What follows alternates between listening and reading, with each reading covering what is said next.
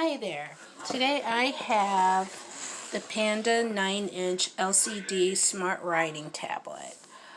When I got this for my daughter, I was so excited to try this out, but I received it, I opened it up. It comes with a pen, 2 tips, and a battery. But the only issue is, can't get the battery cover off.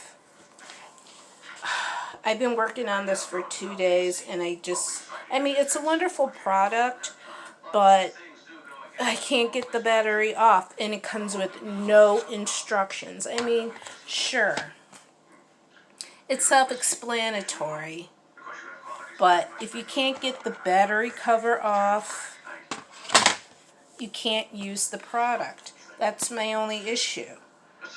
Can't get the battery off. I've tried.